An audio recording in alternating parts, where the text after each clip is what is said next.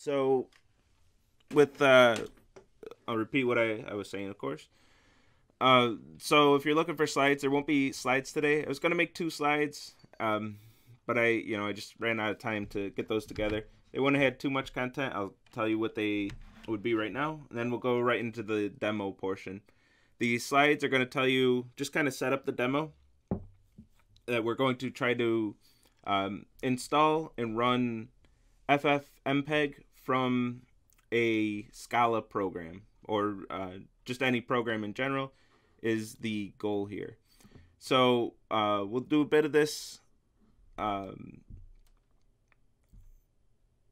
don't know what I was gonna say there, but we're gonna get that going. So just a reminder for the homework, we're trying to do at the very least objective 2 today, and then if we get to some HLS conversion, we're gonna try to do a live demo of objective 3 as well.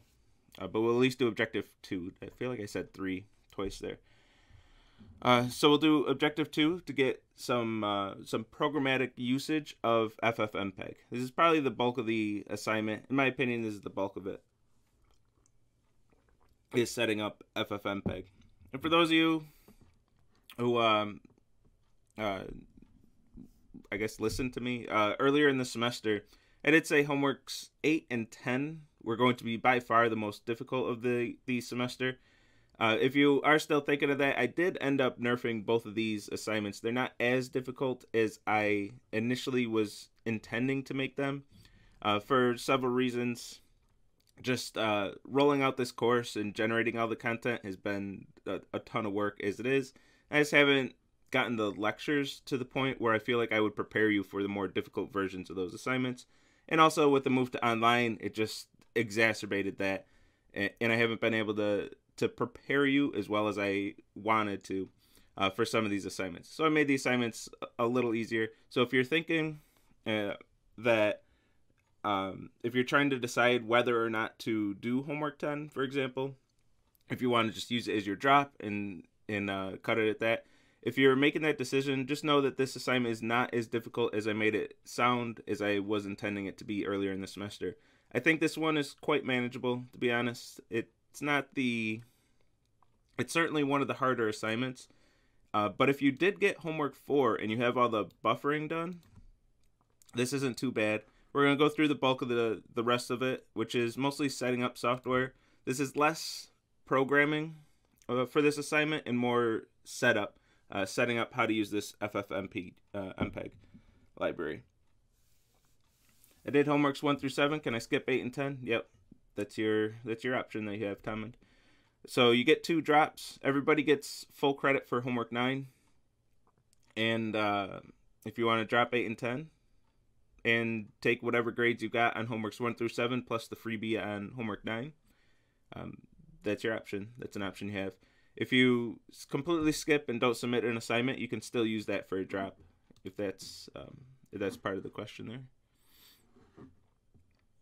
So feel free. I mean, I recommend that you at least try 8 and 10, especially if you're interested in going into web development. If this is what you want to do with your career, I wouldn't skip any assignments. At least take a look at them. Maybe if you don't completely prepare it so it's ready for a graded submission, at least take a look at them and get an idea of how these technologies work. I'd recommend that, of course. But as far as your grade is concerned, no, you don't have to submit them if you did all the other ones. Okay, so let's go into this. So the 2 slides I would tell you Ffmpeg. This is software that's going to run on your machine. This is similar, but not quite exact, similar to running a database on your machine, where you have a separate program that's running, and if that program is not running, your code is going to break. So if we have, let me switch over to IntelliJ. So if we have not going to be that lucky today. Sometimes JetBrains products like to resize, sometimes they don't. Today's a day that they don't, on Windows especially. So so I've done this on Mac. I've been testing this on Mac a bit. And I'm going to put myself out there a bit and try to get it set up working well on Windows. So, so if you're working on Windows, this would be a good demonstration for you. I may use it as my drop, but definitely want to play around with it. Nice to have it as a no pressure assignment. Exactly. I think that's something. I don't want to talk too much about this, but it's kind of a good and bad if you have a no pressure assignment. I don't think we have enough of those in academia, but at the same time, whenever there is a no pressure assignment, it's from what I see, whenever there's a no pressure assignment, even students with the best of intentions, it's very easy to have your other courses that do have required assignments that are due around the same time just monopolize your time. The other courses just kind of eat away at that time. That no pressure assignment, that's the first one to get cut when it comes to crunch time, which it should be, but it's kind of a good and bad. I wish we had more low pressure, but it's one of those things where every professor would have to start having low pressure assignments, and then you could manage your time and be able to enjoy learning more, to be honest. But that's not what we're here to talk about. So wait, that's gonna, oh my goodness, this is not a Mac. Title, thank you. 3012.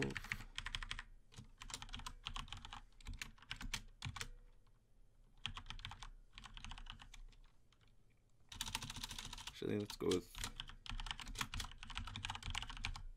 video conversions.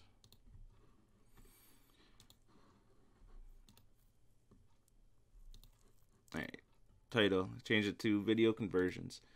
All right, so I'm gonna be somewhat bold here. I have Ffmpeg installed.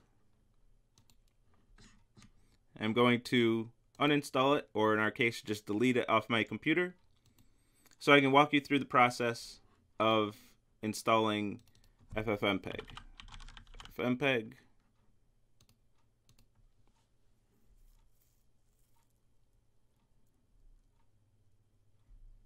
Just doesn't show me anything. Do I have to do? I think I'm only capturing the standard out and not.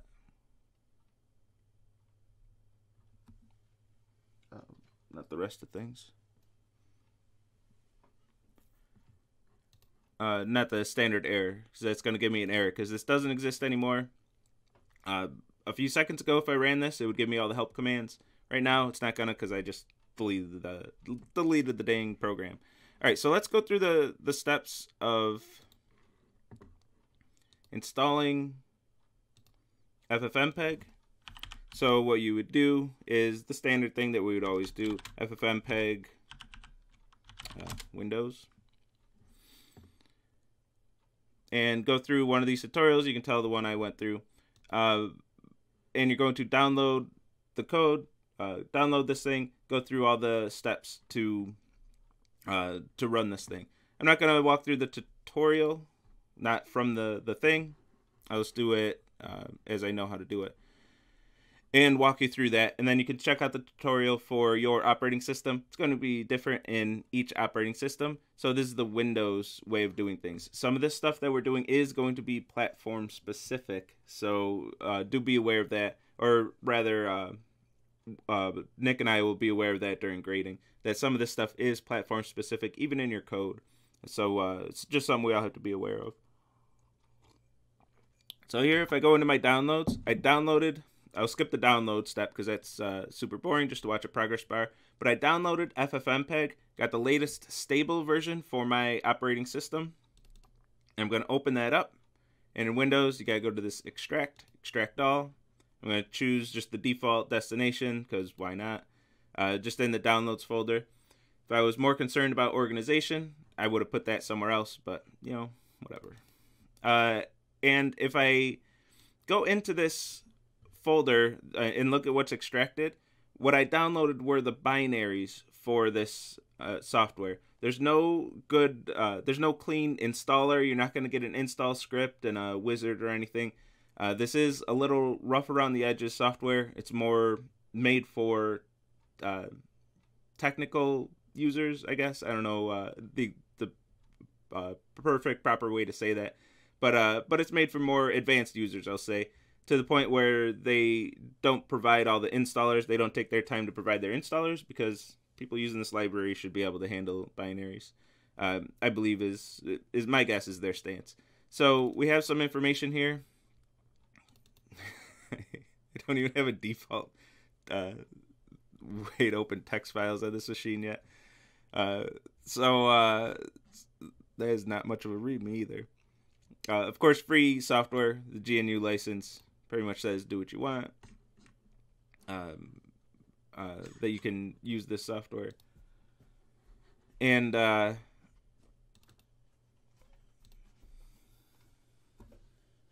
then my book. okay, I'll take a look at it later, okay, babe? I'm talking to my students.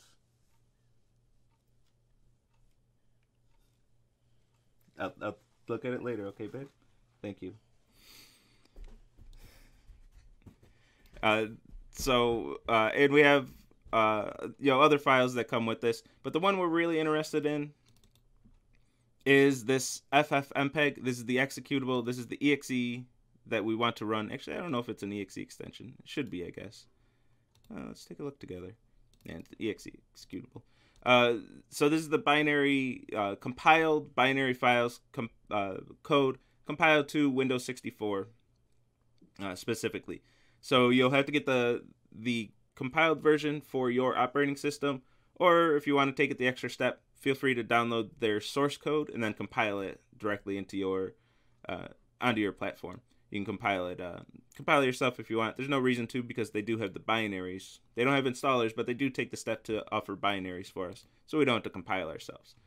So I have this program, and if I go into, let me take a pause on that for a second and show you what I'm doing in the code. This is a very simple Scala program. I really wish I could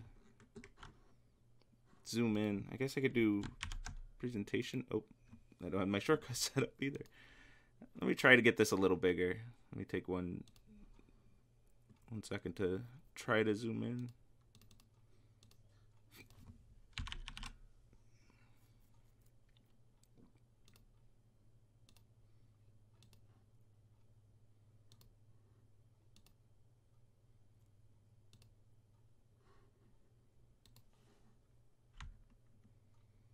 Baller.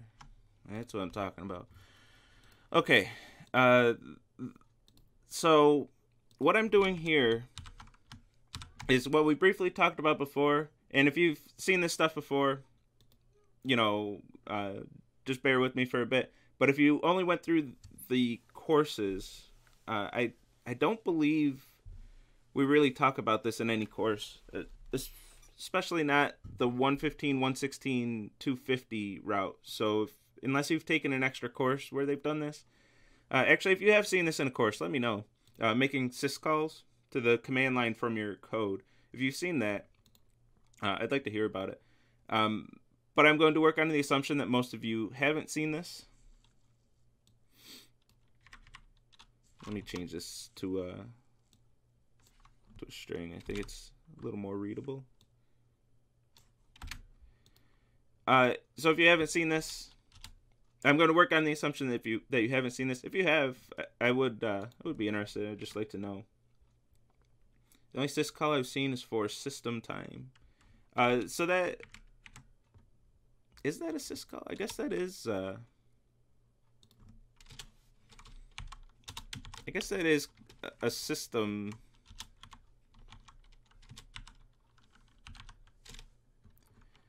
Does that actually make a command line call?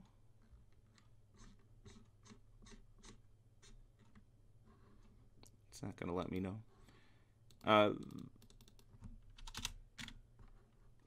Yeah, I never thought about that. That has to go talk to your system and ask for the time, the current time. So I guess that is a syscall, which we do in 116. We do we get the time, the current time from the system.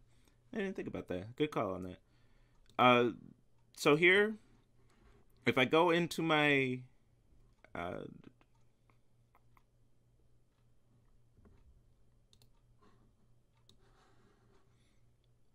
did you actually make so you actually did make a syscall to the command line to get the time using Linux's time command. Okay. Did you do that in a class, or was that on your own? I'm just curious to know if this is out there.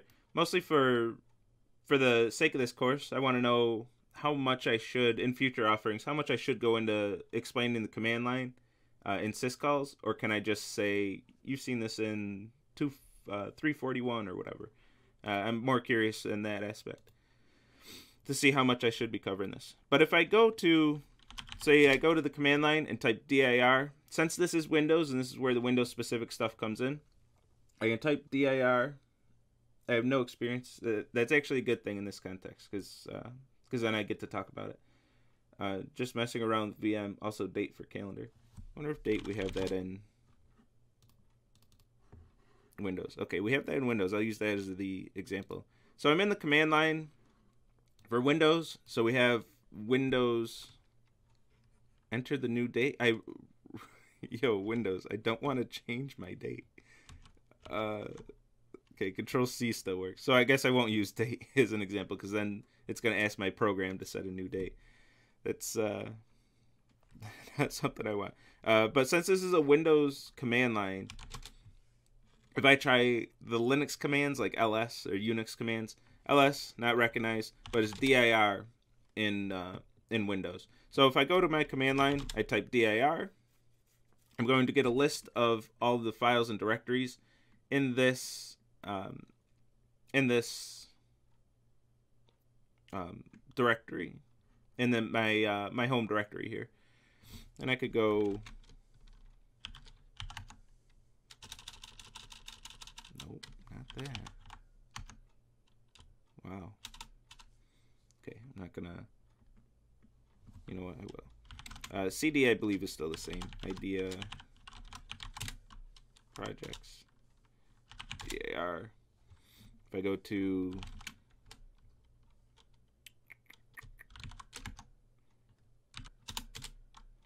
CD src CD video, I'll actually get to the directory. Oh, I didn't want to go that far because it's let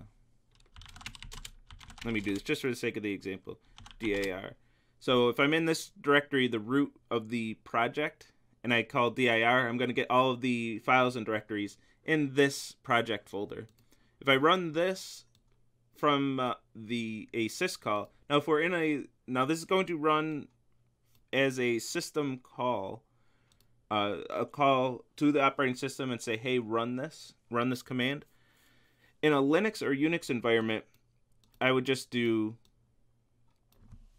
ls, but in a Windows environment, for reasons I'm not entirely sure, I'm sure there's all kinds of details of why this is the case, but we have to specify that I want to run this via the command line, this /c, which honestly I'm not 100% sure what that does, but without that it doesn't work.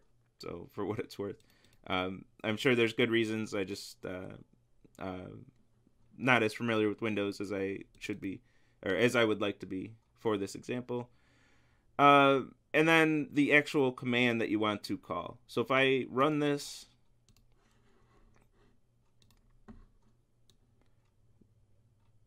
it's in the wrong window again. So if we run this, give me my terminal.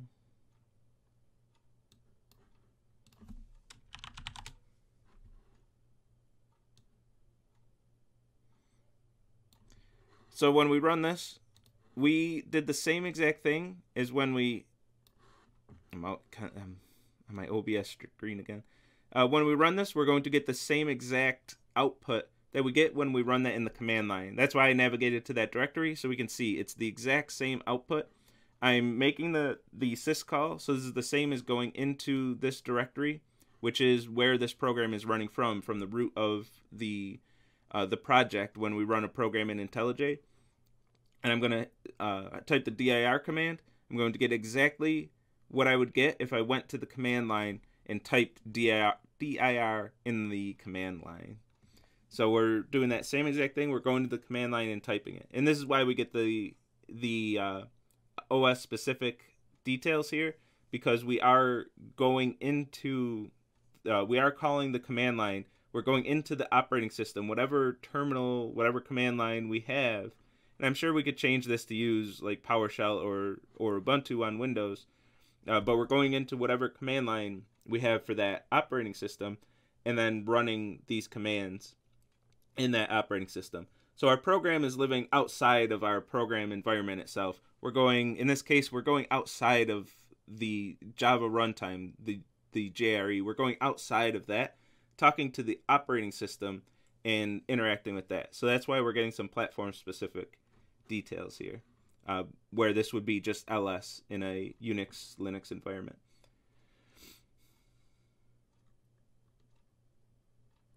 I've used to use command line, but never for a class. Yeah, we used to use command line in like every class, but we cut back a lot of it. We started switching to IDs, especially for the intro classes, because IDs, it's just, we get to focus on the content more than just teaching the command line and dealing with command line issues.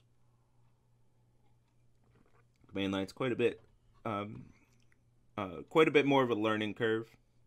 And in 1.15, we got non-majors in there, and we're like, here's Linux, here's the command line, oh, and also here's programming. It just got to be too much, so we did make a conscious choice to switch that. But now, unfortunately, when you get to the higher level classes, we just kept using IDEs, and you don't really get exposure to the command line until pretty late in your academic careers. Once you get to like the 300 and 400 levels, the IDs kind of go away. You can still use them if you choose, but it's more command line up there. I don't know why Windows does anything that it does. They had some weird, strange choices. Or the other way around.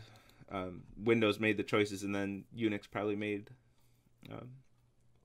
weird choices. But I'm just used to the Unix choices now. Don't operating systems matter here? I use Windows, but have an environment variable set to a get binary that allows stuff like this.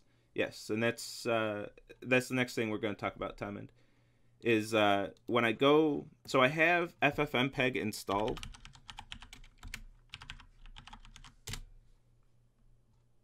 Oh. I know exactly what happened there. Let me...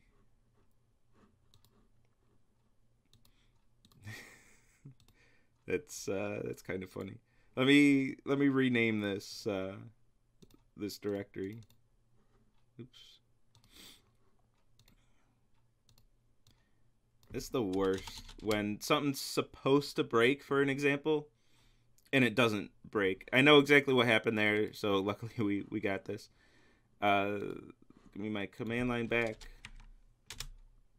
And this program isn't found. So I downloaded it. I have the binary. I can run this program. If I go into... Is this going to take too long? Documents. Ooh, I do not like that. I don't spend much time in the command prompt. When I'm on Windows and I need a command line, I go into the Linux environment. But for this, I have to use... probably don't have to, but that's the way I know how to do it, is using command. So I'm learning all the annoying things. If I do do, I have two choices. If I hit tab, downloads and documents, and if I hit tab, it just decides which one I want for me. I do not like that. Where Unix, Linux, they're going to say, hey, there's more than one choice. Which one do you want? So there's that. ls isn't going to work.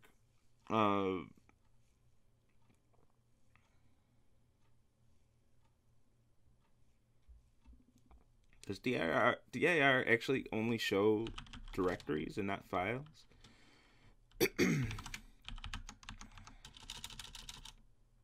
Oh, it's because I'm in the wrong directory.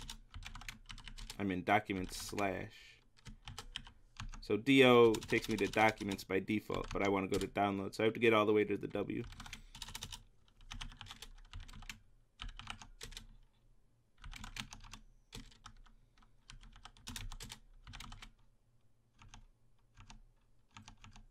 Oh, you tabbed through them. Actually, that's okay. I'm not mad at that. I was mad at that. I'm not mad at that anymore. So if I go into the directory where ffmpeg is, and I execute it from here,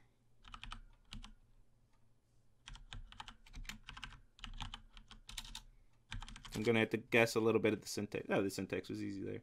And I run it from here, I can use that command. I can run that executable. But I don't want to only run it from that directory. I want to use this from projects outside of that directory.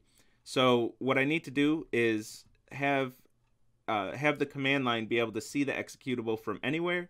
And for that, something you may or may not have heard of, we need to set a path variable.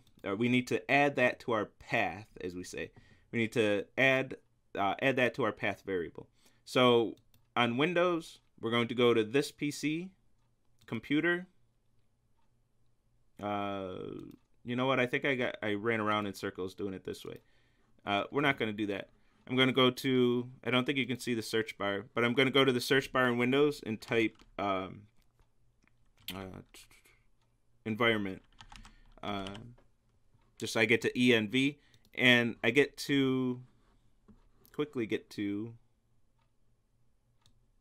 this box, which is going to let me set my environment variables, something that we're aware of from setting up our databases, that we can change our environment variables, and for the wait command in Docker, we can set our environment variables from here. So one of the environment variables, one of the most important environment variables in any operating system, which luckily is something that's consistent across operating systems, they all have a path variable, which means the directories where the operating system should look for executable programs. So when you type in a command in the command line, Windows is going to look in all of these directories for an executable of that name that you typed in.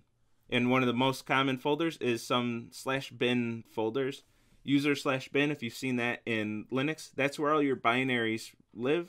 That's where all your programs that you can call live. Like ls, that's a program. There's binaries for that program compiled to your operating system, to your configuration. And when you type ls, Linux is going to go through, find user bin, find the ls program in bin, and then, you know what, we can do this actually. /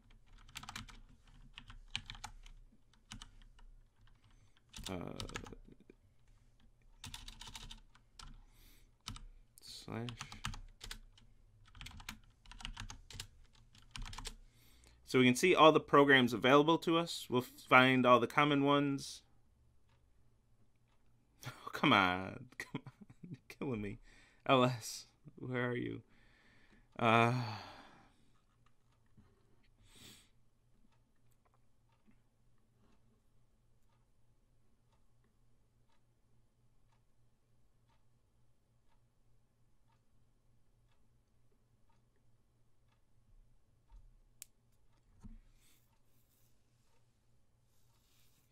I think I should add some shell scripting, at least some working with the command line. That's what I'm thinking, is maybe this course is one of them that should cover some command line stuff.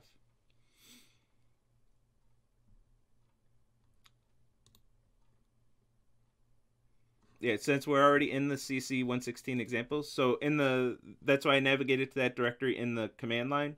I navigated to that directory in the command line, and that's the directory where the program executes when you run a program in IntelliJ, is from the root of the project. So I was in the same directory, so I got the same exact output from both of those. I might be in the...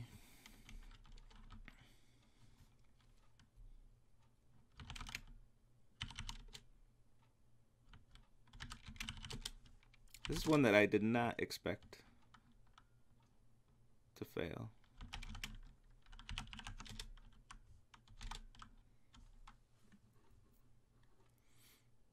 There it is. I was in the wrong bin folder. So ls, I need to be at the system level bin folder. Bash for the script, this program, this command line program that we're running, bash. That's a program that lives here. So when you log into a terminal or when you open the command line in Linux, in like an Ubuntu install, you open up the command line, you're running a program called bash, which lives on your path, and all the other commands that we have. These are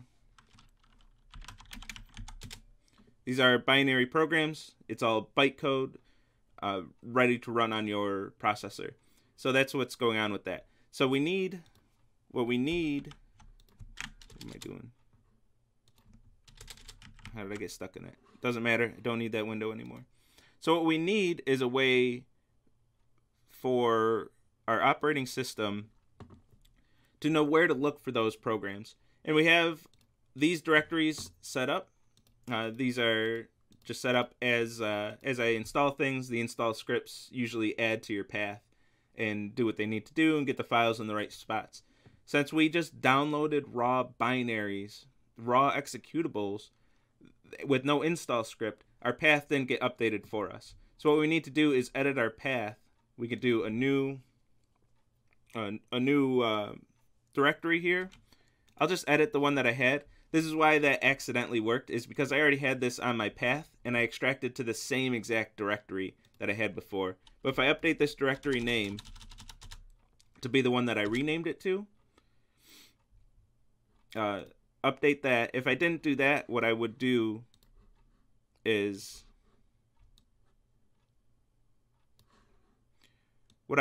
go to that file, go to this directory, right click, properties, not that one. I was in the zip file there.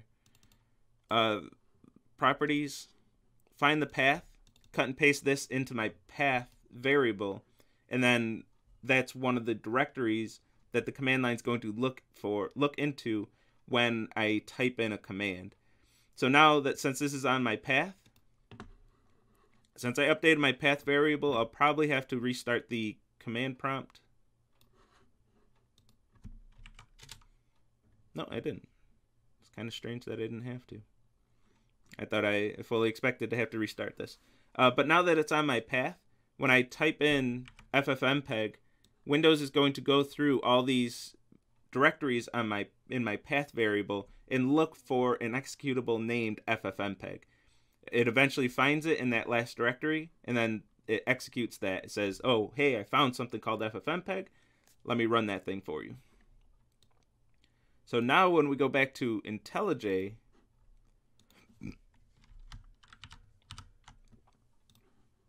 we can run ffmpeg from whatever directory, including our project directory. You kill me.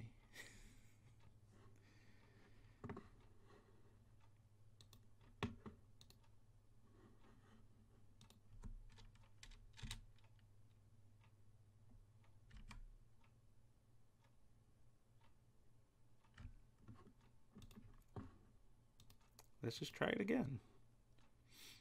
There's no reason for this not to work here. Did I type something wrong? Ffmpeg help.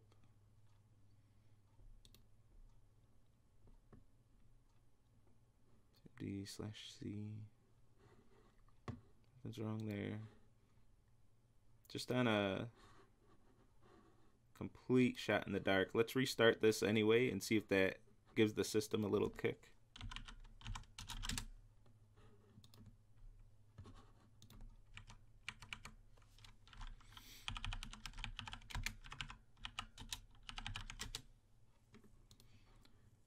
Yeah, so I think I broke my path variable.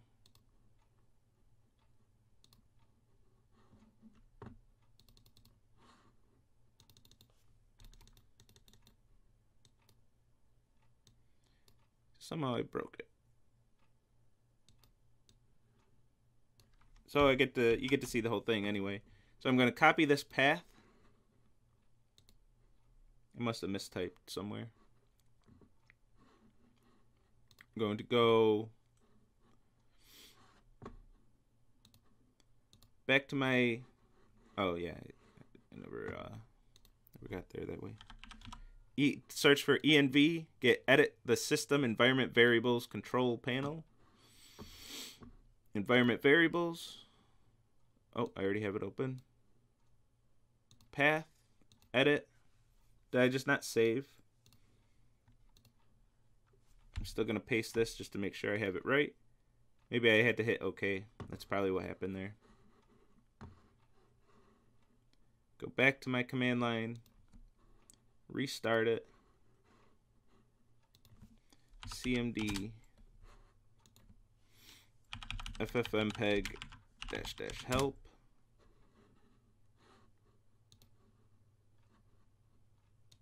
Run. So I broke my environment variable. Then I had to, oh, frick off.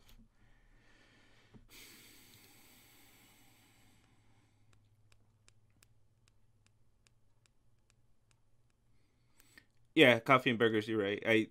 I'm more showing the concept of this. Yeah, you should move. I shouldn't be using certainly shouldn't be using the downloads directory at all. And you have to be careful with your path because you can start making things accessible that shouldn't be accessible. Get runtime is not asynchronous. You could make it asynchronous, like in Java. When you're doing this in Node is going to make that an asynchronous call, and you have to have a callback. Scala or Java is not going to do that by default. Python won't do that by default. Node is the only really popular language that's going to do that by default. Make it an async call. Yeah, or you could just add I could have also just moved the ffmpeg executable over to a directory that's already on the path. I could have moved that into a bin folder. So there are other options to do this. I'm just showing you one way. Mostly understanding the concept of a path variable is what I want to talk about here. Yeah, Windows, it'll check every, and the path variable is not specific to Windows. That was also in our Ubuntu. If I can get out of this.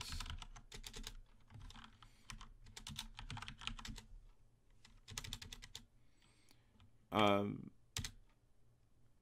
I was in one of my things. If how do you do this? Yeah. So in I think I did that kind of wrong, but it still worked. In Linux, in a Linux environment and in a Unix environment too, a path variable is always going to exist. So in any operating system, when you type in a command, it's going to look in each one of these directories for an executable with that name. And if it doesn't find it in any of those directories, so if I try to use an executable that isn't in any of these directories, it'll look in each one and then say, hey, command not found. This is not on your path anywhere. I can't find an executable with this name. And that's when you get command not found. So if you have something installed and you're like, it's right there, it's probably not on your path. All right, what is going on here?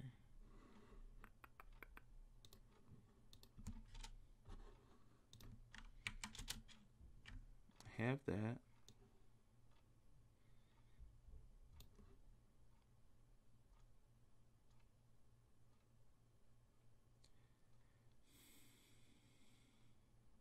I would say, is it possible for IntelliJ to not see that my path updated? I'm kind of tempted to say that, but it just doesn't make sense. Since I'm calling command.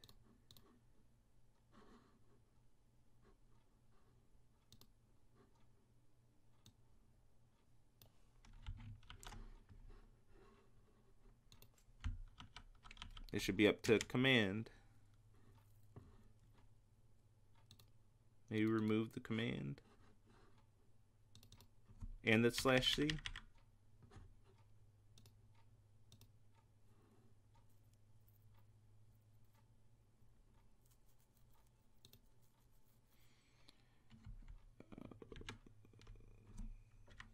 Let's try it with just the /c. I'm sure that doesn't make any sense at all, but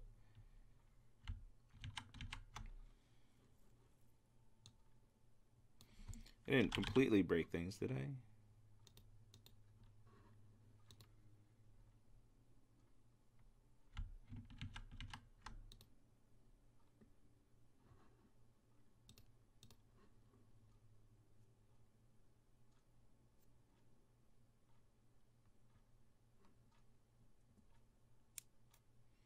I had this working before. I think it's because I was messing with my path variable. Let's re-extract this, so we'll have two copies of this. It's possible IntelliJ is still using the old path variable. I don't think that makes sense, but let's find out.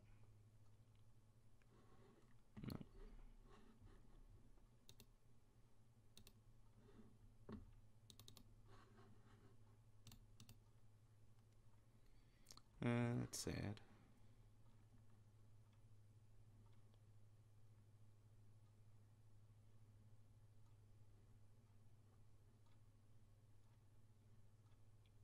Well, that's my command terminal. Did I close that?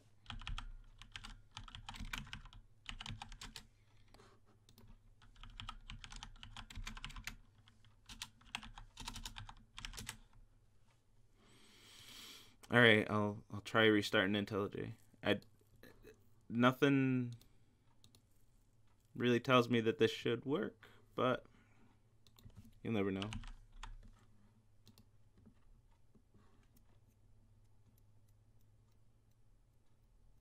It's supposed to look through the environment variables anyway, though, I think. Does it? Yeah, it should always.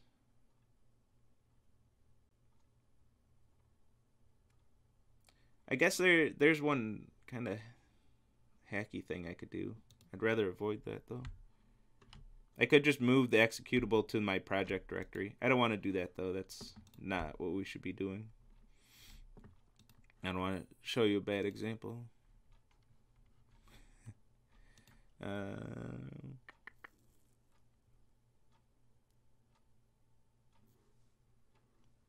IntelliJ, why? Why would that not? That just baffles the mind. So IntelliJ needed a restart to do something? I don't know. Does IntelliJ on startup read the environment? It doesn't matter. It's working. It's working the way it should. It just needed a restart for some reason. The file explorer looks like it didn't change the folder from the downloads to just Ffmpeg. Yeah, so when I extracted that, I have it in two different. So I have two installs of Ffmpeg right now.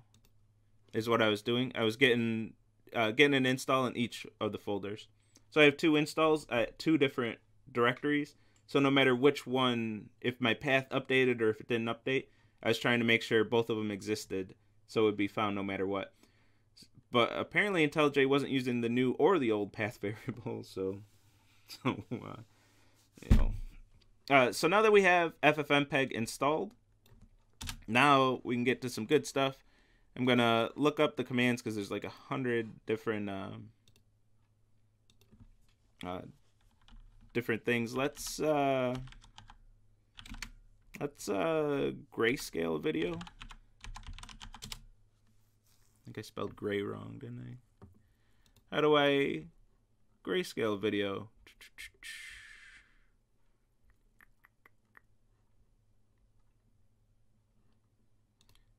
I'm going to do the old, no, I can't, I'm not going to do that. Grayscale Mp4. Apparently I searched this already. Oh, that's literally the one I just clicked.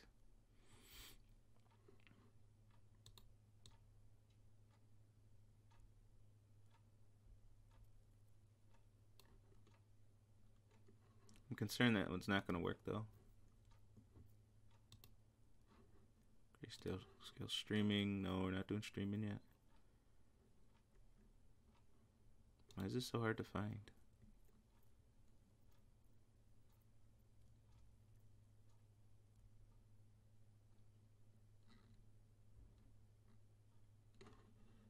Discover more.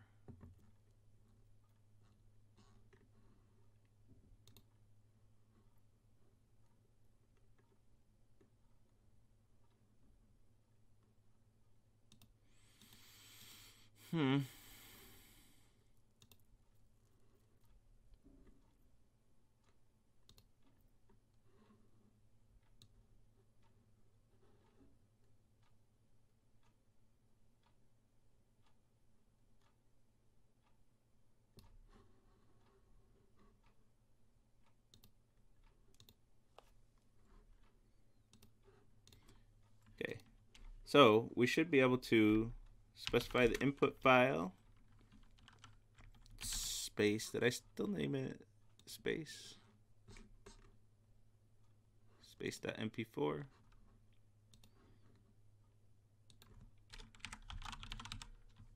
Data slash space dot mp4. Going to filter to grayscale hue.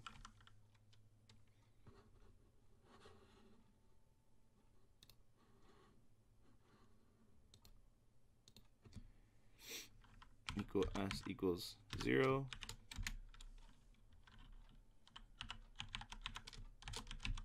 Gray space dot mp4.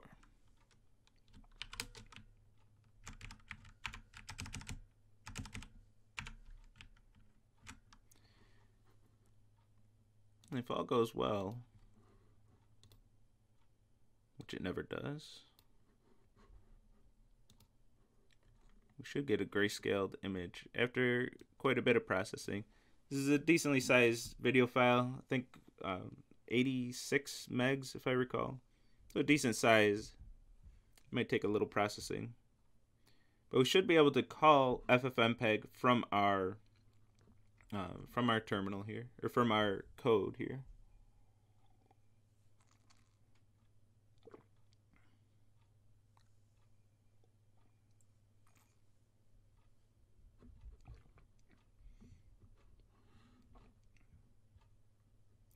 Yes, coffee and burgers.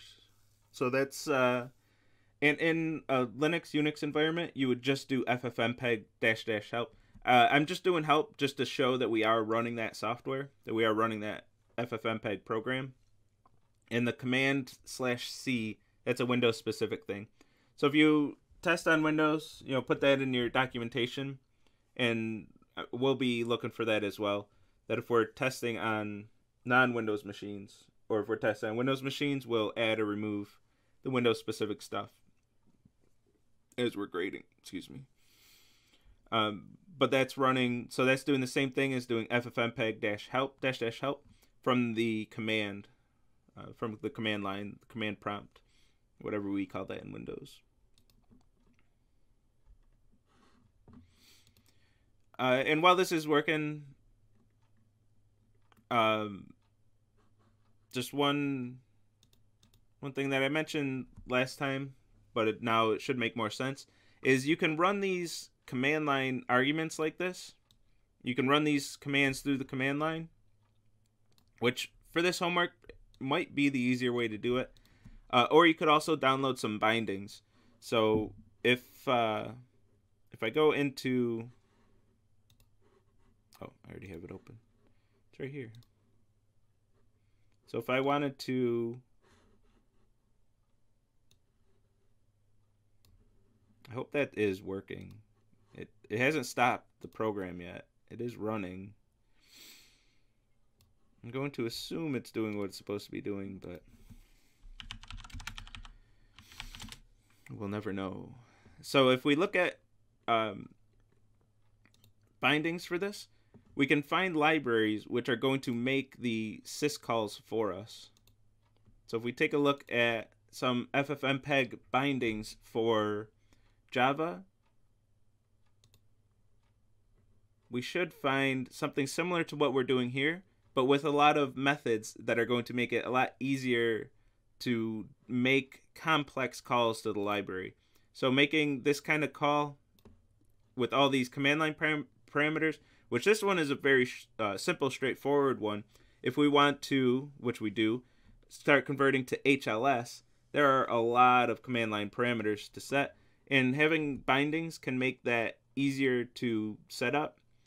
For our purposes, since we're just doing it once, it's not the biggest deal to work with the command line directly and make syscalls directly. But if you have some bindings, it can make it a lot easier to work with. And you can think of this as our database connectors. You have some library to connect to the database for you. Is the same idea there. You can just send, access the the database API directly. Database is a little different because you're making a TCP connection to it. But you could make that connection and then send your commands to it using its API. But we don't really like to do that, so we have a library which is going to make those connections, help make those connections easier. So we just tell the library, hey, connect to this database, and here's some SQL commands, here's some MongoDB stuff. Can you send this to the server for me? So that makes it a lot easier. The same thing is true with the bindings. Instead of going to the command line and specifying the specific command line arguments, we can have some methods that make this a bit easier to wrap our heads around what the calls are actually doing, and also making it easier to read. If I look at this tomorrow, I'm not going to know that this grayscales.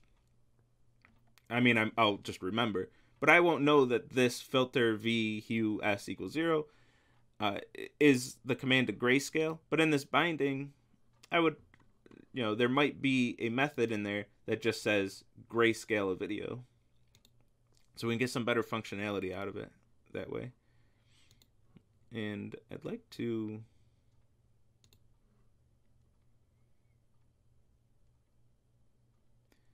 see exactly where they're making the command line calls. Would be fun to find while this is still running. Hopefully actually doing something.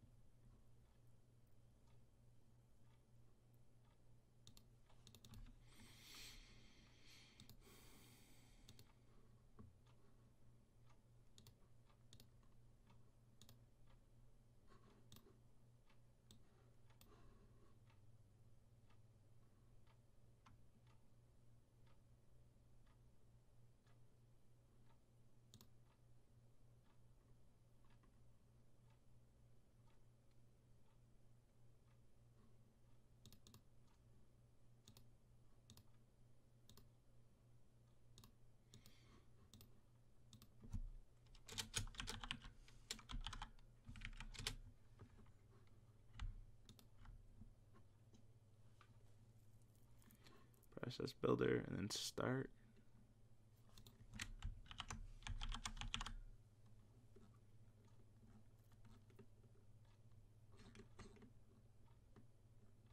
Oh, I couldn't find the start method.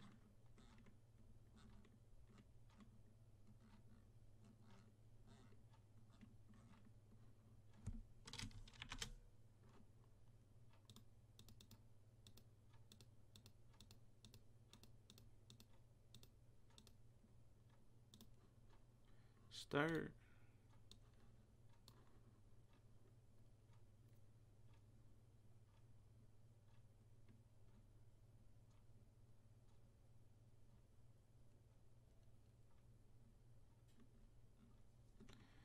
Oh boy, what a rabbit hole.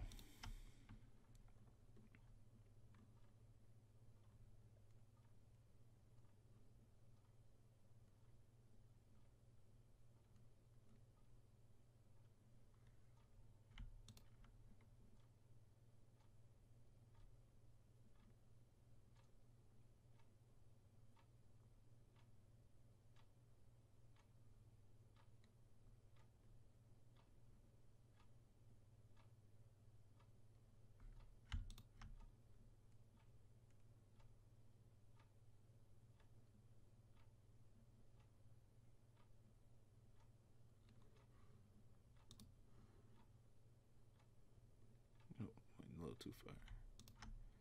Start.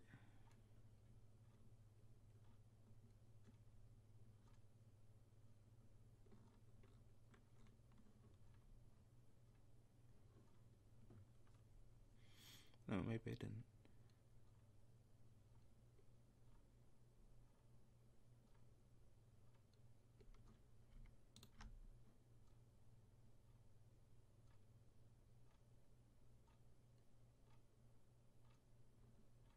Yeah, I accidentally went into that one. I don't think I wanted to go into that one. I want command string. Command. From path. Command string and create. That's probably where I'm gonna be where I want to be.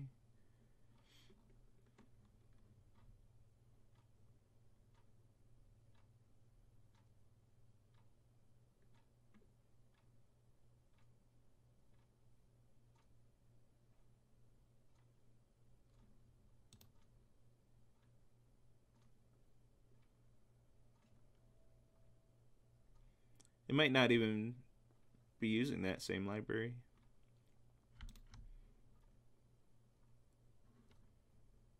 Might not even be using the runtime. It might be re-implementing some of this functionality.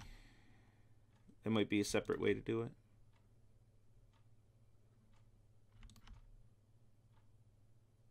Oh, nope. That we're both using the same process builder library. Exec just gives a cleaner way to do it. But at any rate, it is using some of the same code we're using, just a separate path, a separate branch of that. So they're taking the arguments that we give those methods and functions, I guess methods because it's Java only methods, and making that command line call for us. So it's adding that extra layer to be able to get that done for us. And before I cut the video, let's see if we have a grayscale video. No. It is still running. I mean, at this point, it's unlikely that it's actually working. It's actually going to spit out our video. So, actually, I'm looking in the wrong directory. Or it's because I was looking in the wrong directory. Because I didn't put data / in that show and explore. And let's see. So here's our original video that we saw last time. And let's hold our breath and see if we got a grayscaled version of that. Nope.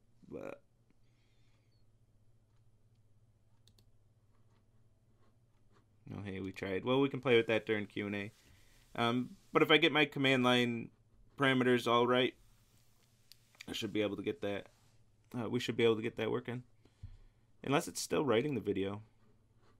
That's a possibility. Maybe it is still working. That's just a partial file. Yeah, it's only 1K. I mean, really seems like something stalled on that though.